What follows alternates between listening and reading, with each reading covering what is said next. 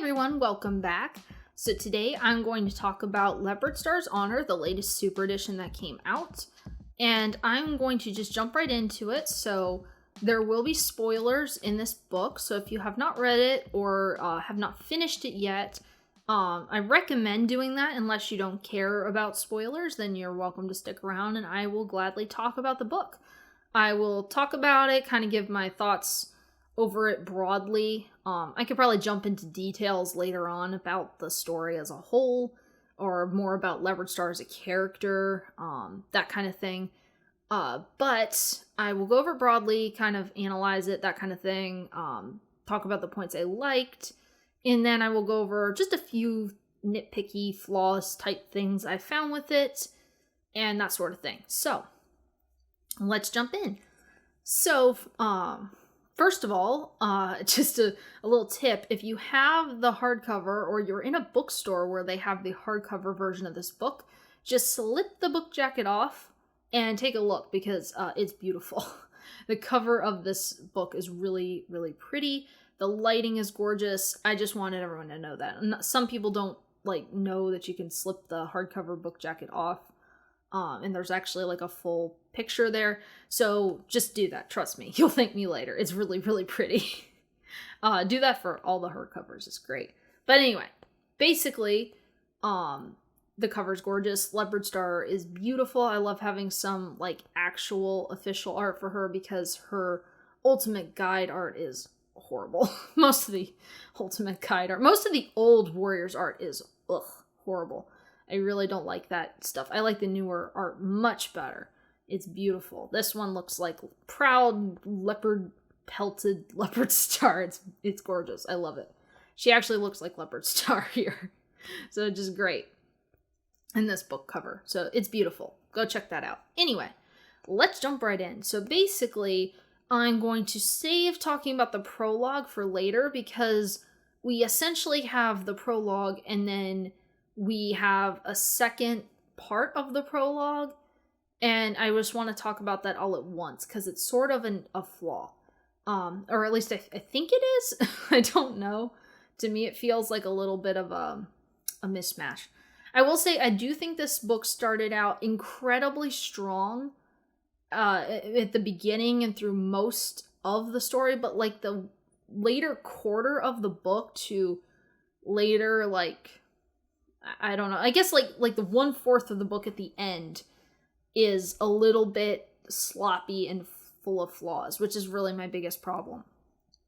The other thing is this is a really long super edition, which I loved. I love a good long book. I wait this long for the book. Please give me 500 pages of cats battling. I love it. This is also basically this book is a prequel book. Essentially, it starts out when Hailstar's leader, which I consider a prequel book, so kind of along the lines of Tall Star's Revenge, Yellowfang's Secret, that sort of thing, Blue Star's Prophecy. It's kind of in line with those. It's really good. I think it stands up there with Crooked Star's Promise, Tall Star's Revenge.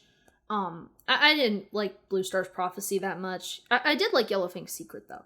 Just personally, I thought it was pretty good. But I know it's not always popular with the fandom because it has its fair share of flaws too. But I think this book is really, really good. I think they did Leopardstar as a character incredibly well from start to finish because they weren't afraid to let her stay a very selfish, self-centered, angry cat who's worried about her pride. They let her stay that way through the whole story, while also giving her reasons, even if it's subtle and not spoken. It's just very easy to see the story come to light, and it doesn't really try to say, oh, Leopardstar was right in everything she did, and she's a good girl now. No, it definitely makes her out as the villain. She is the villain, but she is sort of she's not she's an opposite anti-hero. She's a reverse. She's a tragic hero, essentially, because she's trying to do the best thing. But at the end of the day, she ends up doing everything wrong. And lots of people around her, cats I guess, die. and she doesn't know what to do about it, and every decision she makes is the wrong one until her kind of epiphany moment, which I'll talk about. It's really well done in this story, but it's just a story about where you know what's going to happen because it's all first arc material, which you can read the Super Edition having just the first arc, except for the little comic at the back. But you can read this book just having the first arc under knowledge, so you know what's going to happen. So it's just like this tragedy that plays out, and it's wonderful because Leopardstar doesn't succumb to like a tragedy as in she lapses in depression like, say, Bluestar. I really like that Leopardstar remains this, fierce cat who lets all the sadness and anger fuel her, which is relatable and interesting. Far more than Bluestar, who just lapses in depression, mopes around, and does absolutely nothing unless someone, forces her to or something. It's just frustrating. Leopardstar is the opposite. It's like the best of better than Bluestar. And I like that, but that's just my opinion. Not that Leopardstar is Bluestar and Leopardstar are bad leaders, but that's beside the point. If you like Bluestar, I'm sorry. That's just not my favorite cat. Anyway, let's get started. So it starts out with a lot of good material of Leopardstar as a kit, then moves into her as an apprentice for a short amount of time, and by I believe it's chapter 3, she's a warrior. And most of the book takes place while she's a warrior, and a lot of it's while she's deputy. So basically, that's most of the book. A little bit at the end, I would say about maybe a quarter of the book, is while she is leader. But it's not that long. Most of the time is spent with her as a warrior, which is interesting because, a lot of this earlier content of her life is what's important going forward, not so much what she did later in life. So anyway, we'll jump into her kithood, in which she is a spoiled little brat because she has no mom, Bright Sky is dead, and she has a father who spoils her a lot, as well as most of the clanmates were under the impression that they treat her differently. They kind of coddle her and give her lots of attention, and she's sort of stunted a little bit, as in she stays, younger, because she's given a lot more attention, a lot more love than some of the other cats who have parents and such. Leopard Kid is given, her father brings home her favorite prey, which is carp, which I thought was really cute that they added that detail. I actually like knowing what every cat's favorite food item is. I think that's really sweet that they have, different tastes. It gives, some relatability, because, most, people would have a certain preference. And I like seeing that even in a survival situation, they have their preferences for prey. I like that. So Leopardstar likes carp, which I think is cute. But, Mudfur brings her back a carp. And Leopard Kid is very much, make sure you save that carp for me. And she's proud about that. Also playing hide and seek, she's very insistent on games. And she's not at all, upset about, say, cheating or, throwing a cat under the bus. In the case of Sky Kit, And then she assumes that she just won the game, even though she cheated and they basically went on with the game without her. It's really interesting because you sit there and you know this. But Leopard Kit's narrating, she's not narrating, but you're sitting in her head and hearing her thoughts, and she's just assuming all these things. And you can see that she's a spoiled little brat, and it's such an interesting perspective. It's the most interesting, in my opinion, since Jayfeather. Even though I really like a lot of the new protagonists, Jayfeather had this sort of perfect, imperfect personality, which I love. And Leopardstar has a lot of that, which I found so fascinating to read about. Even if she's a terrible person that you'd probably hate in real life, seeing in her head, you really feel for her and you really understand where she's coming from. And you can see her, you can see where a lot of her thoughts have come from, even when she's manipulated later. But going back to her as a kit, Sky Kit tries to drown her. Well, not really. She just dunks her head underwater. But this really poses a problem for Leopard Kit because now she is scared of water. Which then brings up the point of a dry paw, which I thought was really interesting. It's not something that was explored in detail, really, in Crooked Star's Promise. I don't think that was really brought under scrutiny. But because River Clan has such, You're never gonna see a cat in ThunderClan that's scared of the woods. You're never gonna see a cat in ShadowClan that's scared of the marsh. You're never gonna see, like, the closest you could see is maybe in WindClan there's a cat that's scared of tunnels. But once the tunneling thing's over, you're never gonna get a cat that's scared of the moor. You know, so it's like RiverClan is this one clan where obviously some cats are gonna be born being more, you know, cautious of water. They're gonna be cats that maybe have traumatic events like Leopard Kit, who are then scared of the water. That sort of thing. You know, you get all these little bits and pieces of RiverClan is just such a fascinating clan. It's so good. It just hasn't been given much attention. Because, you know, as I'll go into later, there's more points about RiverClan here that are just so good. But even though we don't get the little detail about them decorating their dens or anything like that, you know, the river becomes such a part of their culture. It's like a blessing and a curse all at once. And it's so interesting. I really find that such a cool part to read about. So, like, you know, Leopard Kit becomes teased for that later on, and it really stunts her training, and it becomes hard for her. And later on, she becomes an expert swimmer, of course, thanks to Sunfish, but she definitely took a lot longer to get there. And I think that's really interesting. Anyhow, basically, Sky Kid also taunts her that she killed her mom, which really upsets Leopard Kit, understandably.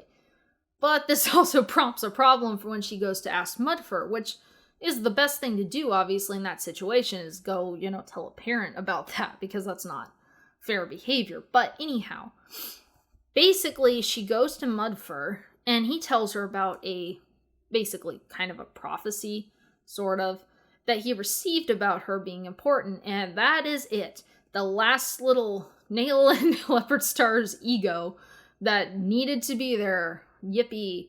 Now, she's not only spoiled, proud, easily angered, and smart as a whip, but she's also has an ego. It's like, great. And you see all this coming to play when she sneaks out of camp, and, you know, she's really smart. She picks up on things fast, but at the same time, she's a kid. But then we see her with Hailstar, and she's incredibly persuasive. And it's just so interesting, these parts of her character. She has all the good makings of a leader. You can see them. However, she doesn't always use them for good. And that's the problem.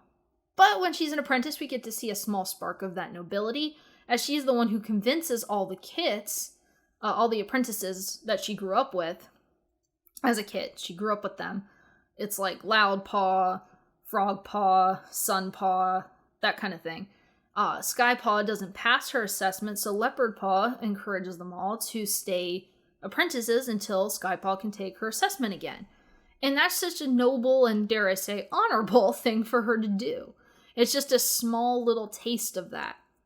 And then we jump into the big problem that kind of remains the biggest problem through most of the story, is RiverClan's reliance on the river itself, which may seem weird, but the story starts out strong with Leopard, like, it really kicks into gear, I guess, with, you know, like, by around chapter 3, I think it is, we get Leopard Fur as a warrior, experiencing hunger, really, in winter, something that, at the time, I guess, she didn't really face, so it's sort of a new experience, facing this issue with not being able to find enough prey.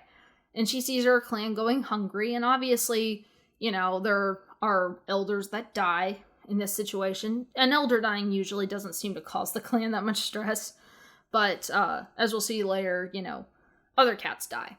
Leopardstar faces a lot, you know, even though she's not a perfect cat and she's spoiled, she's also not sheltered and naive. She's experienced a lot.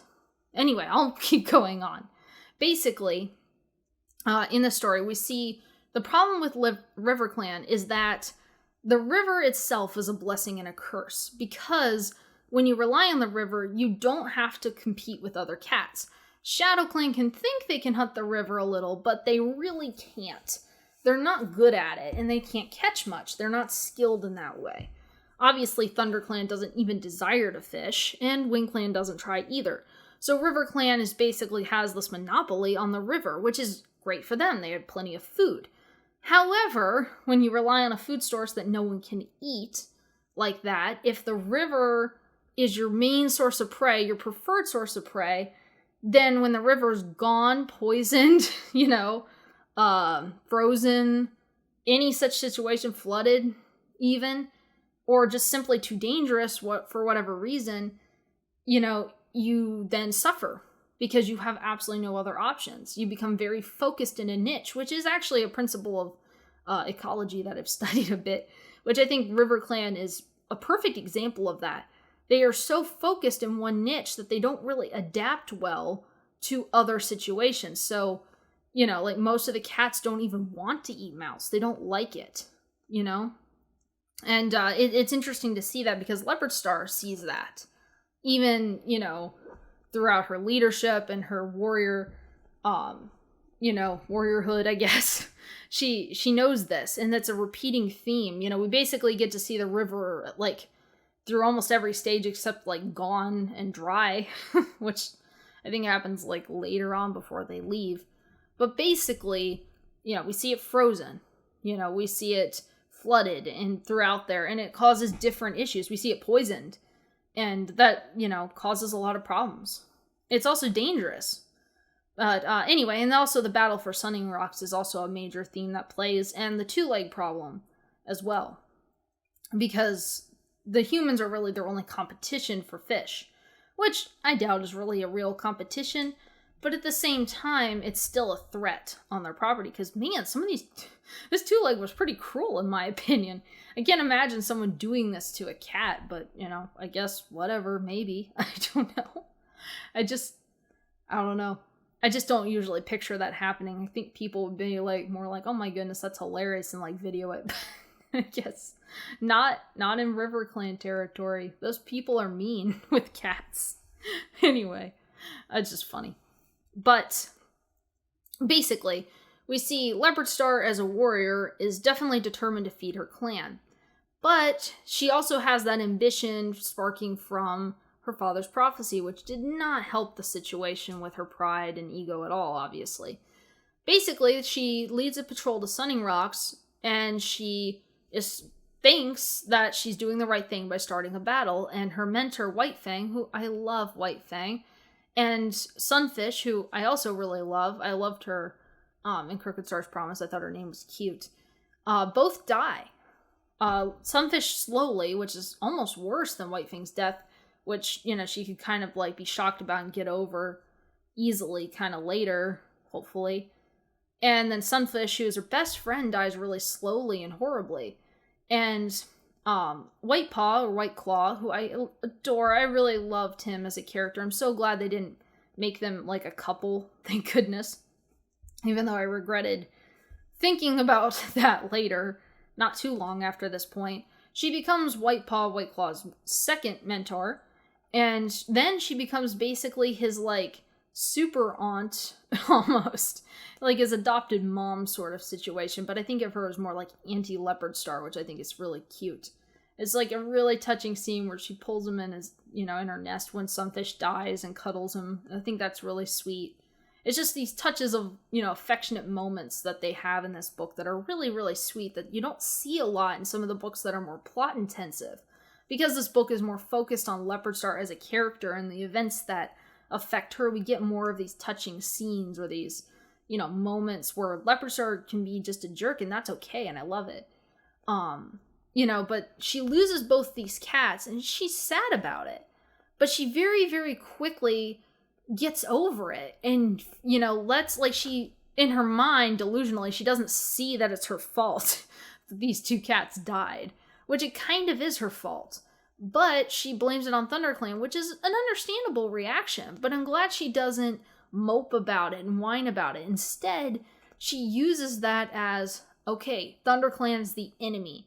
And it makes sense now why she has such a problem.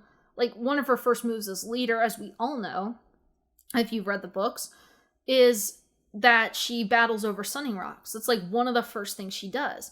And that's always confused me. It could be just, oh, I'm trying to show I'm a strong leader, but now we see she actually holds a strong grudge against ThunderClan cats in general. because she blames them for these two cats' death instead of taking a responsibility.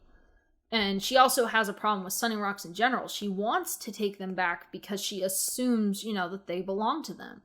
Which, ThunderClan were being jerks. But at the same time, she shouldn't have done that battle with such a small patrol. But anyhow, back, to analyzing.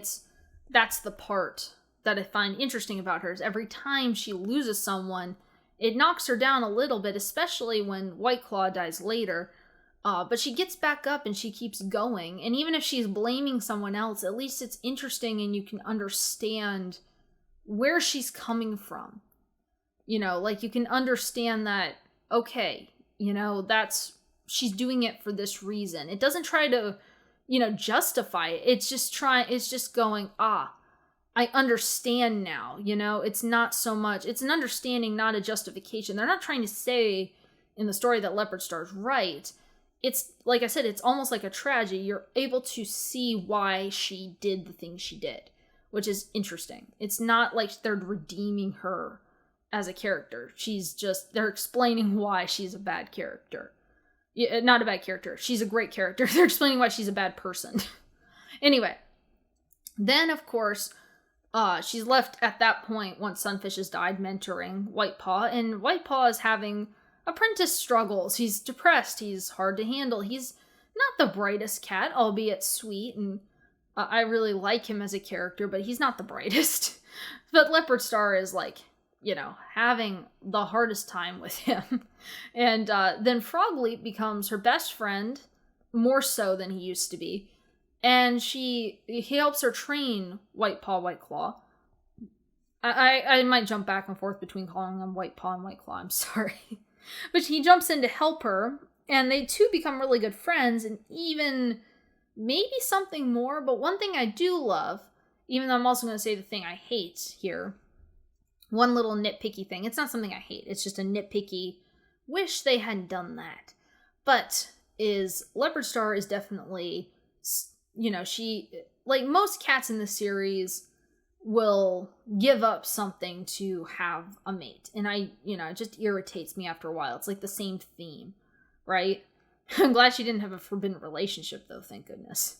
But, it gets, monotonous and annoying. So I like that Leopardstar stands up in a similar manner to, say, like Hollyleaf, and says, no, I really don't want kids, and I don't want a mate. It's more interesting. It's a different, she actually wants to be deputy and leader, right? But, Frogleap says that he wants, a mate and kits. And they're like, okay, I want to still be your friend, but that's cool. The only problem is I really wish it wasn't brought up so many times later. Like, I feel like this point of, man, I wish I could have been Frogleaf's mate, but I'm ambitious, could have just been dialed back a little bit. It just happens too much, in my opinion, which is really my only flaw. Like, I did find myself exhausted with, okay, but that was your choice, and I like that that's your choice, but can we not repeat that 100 times? That was, my only major issue with the story itself. It just doesn't need to be there. I love Frogleap. I like Leopardstar's decision. It just doesn't need to be stated that you made that decision, 5 or 10 times in between, just in moments where it's important. And that's all. And I do like that. Then we see Frogleap gets, finds a mate, an actual mate that he can have kits with, and that's Mosspelt, which we find out that Willowshine can't be Frogleap's daughter, which is kind of interesting. That's a mistake, actually. And this book is full of little errors, mostly at the later end of the story, which I will address in a minute.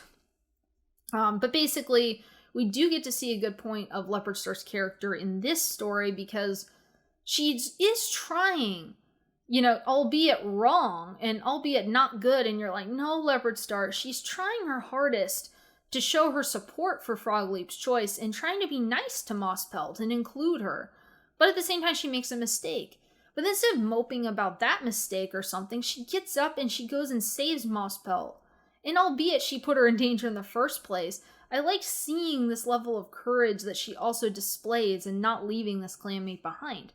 even if she was, jealous too. It's really interesting to see that. I love these good moments sprinkled in the story of between her being, a jerk or something as well. Oh, another point to bring up too is when her father becomes a medicine cat. I wanted to talk about this. When her father becomes a medicine cat at some point here in the story, just around her being a warrior, I actually think it happened. It might have happened when she was an apprentice, but I think it happened when she was a warrior. Some point in the story, when her father becomes a medicine cat, I thought it was interesting how both their perspectives on each other shift. Like, Leopardstar really doesn't view her father with the same level of respect. And her father actually becomes more antagonistic towards her. Albeit he might be right. But at the same time, it's just interesting to see the shift from, really close to almost strained. And I think that was interesting. I think he became an apprentice when I think he became a medicine cat when, I don't know. Anyway, I'll go back on the timing of things. It was like over a week ago since I read that part. Anyway. Then we move through, obviously, there's other events with, Leopardstar. She, at some point she loses Frog Leap as well on her patrol. And, she instead lets it once again fuel her. Like, she's lost her mom. She's lost her best friend. She's lost her mentor. She's lost her other best friend. And she's lost her adopted son. All on patrols. And while White Claw was probably the one she took the hardest, obviously. Like 5 days she was, in the medicine den, aching over that. At least 5 days. Even though it took that long, she still gets up and she still fights and she's still strong.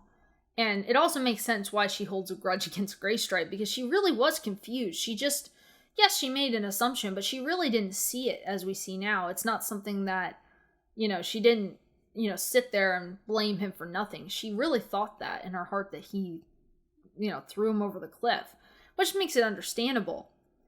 I really liked seeing scenes with Silverstream as well, which Leopardstar also takes to heart, and she might even be partially responsible for Silverstream's death in a way. Obviously, Silverstream made her own decisions, but Silverstream gets somewhat attention in this book, and it's really interesting because Silverstream is a brat, which is something that we also see. Leopardstar and Silverstream have similar upbringings a little bit.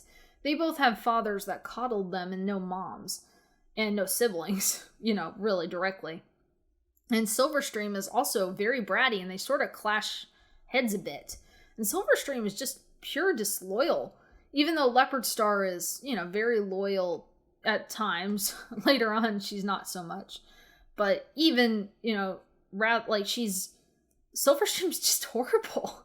She's a bad person. Even more than Leopardstar. And it's just interesting because it's like, man, I really loved seeing jerk Silverstream. That was so nice to know.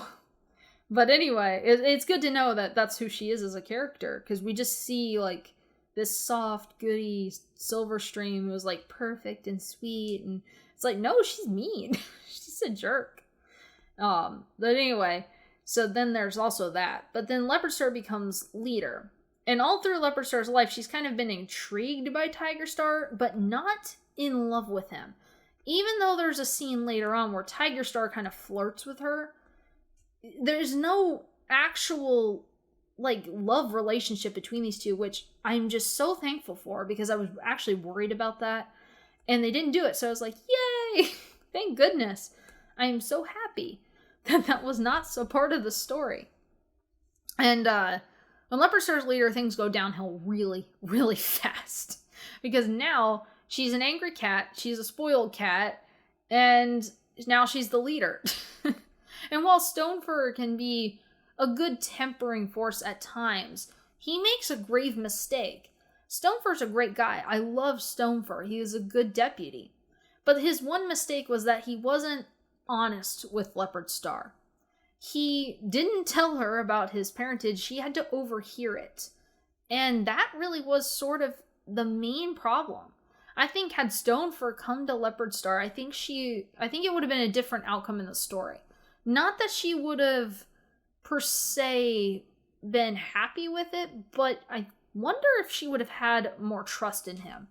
I think it's the fact that she had to overhear the nature of his birth versus him, telling her. It's a lot different overhearing someone say some information that's kind of like earth-shattering like that than it is them being upfront with you about it. But anyway, Leopardstar has been manipulated by Tigerstar her whole life, apparently, which is kind of an interesting relationship dynamic. Tigerstar is also really well characterized here, and we get to see another angle of his personality. Some of it's being a jerk, and that the fact that he had a wife in ThunderClan. He not, at some point in the story, he was with Sasha, obviously, because that was when he was Tigerstar, so he had her, and then not long after that, he's, flirting with Leopardstar, so it's like, man, jerk. Come on. And, we see him turn on a dime on Leopardstar very much, but you can see the manipulative action. And while Leopardstar's smart, she's also very much easily manipulated in this case because she just assumes that he'll be honest. He plays to her pride, and it's interesting to see. Also, there is a little bit of a flaw here. So in one chapter, you open up and suddenly Jagged Tooth and Boulder are in camp. And it's really weird because you're like, it's almost like you can't tell if they're assuming that they're River Clan cats or if they're supposed to be the Shadow Clan cats they are. And they're at the apprentice ceremony for Featherkit and Stormkit. And, it's like, it's a really weird situation. I don't know. Because then later on, they explain why Boulder and Jagged Tooth are in the camp. And then it also mentions Featherkit and Stormkit again being apprenticed to the half-clan cats. So it's really weird because that's the point where earlier in the story Leopardstar overhears them, and later on it talks about it as if she already knew that information. And it's just really weird. It's just a error. I can't tell if it's just a messed up paging or pacing. I don't know. It's just a little weird error I found in there that did throw me. It was actually enough to shatter my immersion. Even though I jumped back in and still liked the story overall, it did break my immersion, which is, a problem. That's the main problem with this book in general, is there are a lot of flaws in the characters, which I do expect some in the prequel books. Things get really confusing in those books, and I don't think that they have good proofreaders really taking the time to go over which cat should be where and who's alive and that kind of thing. Because the allegiances for this book are just a mess. You just might as well ignore them. They're horrible. The allegiances have 2 white storms, for Pete's sake. And, it's just a mess. It's really a mess. Anyway, yeah, just ignore the allegiances, essentially. Just scan over the leaders and you're good to go. That's it. Anyway. Then, we also get an explanation for why the bone pile... which I like seeing the justification for the bone pile, because I honestly, when I first read the books, I'm like, that's kind of cheesy that the evil cats just build this giant bone pile to have their trials at. But now I see it's I actually kind of understand where Tigerstar was coming from. It's to be how much prey they had, that they could build this giant pile of bones from the prey, and I thought that was interesting because it gave an explanation to something I was like, that's creepily cool, but also kind of cheesy just when I first read it. But at the same time now, it's I really like that. We also get to see a little bit more of Scourge, albeit short, but it was still, I'll take it. I really liked that. And then we also get to see Leopardstar's epiphany moment when, Tigerstar's been manipulating her and everything. We get this whole point at the end almost of the story where we get to really see the point of the story, which is what is honor and who is honorable, which is a good point of the story that's been playing out through the whole thing. So, you get to see she thinks of where's Mudfur's honor? Is, Mudfur has a perspective on what honor is. Is it fighting or is it being peaceful? And, Crookedstar does. Is it family? Leopardstar sees it as is it feeding your clan? Is it loyalty? And then when she sees Firestar stand up between Tigerstar and Scourge, she really sees that, no, this is what honor looks like. And it's really an epiphany moment for her. It's courage. It's, standing up and not being afraid to, take risks and fight for your clan and not be, proud, but, not be selfish. And I think it's an interesting moment. It's sort of the moment that changes her through the whole thing. And that, basically it ends without you seeing the Battle of Blood Clan, because that's not the important point. The important point is Leopardstar realizing what true honor looks like. It's not Tigerstar, it's not Blood Clan. This is what honor looks like in a cat, and it's Firestar, which is kind of cool. And it, it helps Leopardstar see that. There's actually some cute little talks there too between her and Mudfur. And overall, I just really, really like this book. The main problems I have are like, okay, yeah, you made a choice with Frogleaf, and then there's a lot of little errors in the story of, like, between the allegiances list, and then, like, also, too, the prologue is repeated later on, which is the Stonefur's death, which this scene's been done a lot. It's also done in Feathertail's graphic novel as well, Shadow and River Clan, which I think is the best Warriors book ever. But basically, this book, you get this scene twice if you read the prologue, obviously. And both kind of conflict with each other. The prologue definitely feels longer and more detailed, but it also mentions that Leopardstar is skinny and bony. And then in the other book, like at the end of the book, it explains that, Tiger Clan was actually eating really well. And it doesn't really mention that the main part of River Clan was hungry, just Stonefur and Mistyfoot and the kits the apprentices in there, because they hadn't been fed, even though Leopardstar tried to feed them. But it kind of doesn't make sense when you read the prologue, because you're assuming that Leopardstar must be hungry and in bad shape, but then she's not, so it's a little weird. So there's a few little errors like that. But overall, it's a really, really good book with lots of lovely character moments and character development. I really like it when they just let the characters be flawed, and it's wonderful. And I think of this book as a bit like a tragedy. It's like a tragedy of a hero of a character who wants to be a hero but just keeps making the wrong decisions. But unlike Blue Star's Prophecy, where I feel like that's sort of the theme they're going for, Leopardstar doesn't fall into, like, despair and drama. Instead, she just, lets it fuel her and moves forward. And even though it's like, no, don't do that, it's still refreshing and interesting to read about. So I highly recommend this book. It's really good. Also, it inspired me to draw this picture here where Leopardstar is teaching White Paw how to swim, because I just really thought their relationship was cute, and I wanted to do a piece with Leopardstar, maybe acting a little bit out of character here. This is one of those rare moments where she's just so proud of White Paw that she's a little bit sappy. And White Paw is just cute. I think he deserves a little mohawk on his head. I like him. I love these characters. They were really well done. And River Clan is such a great clan. I'm so glad to be getting more content for them. It's awesome. But anyway, that's all for now. I recommend this book a lot, and I hope you had fun listening to the video. I'll see you guys later. Bye.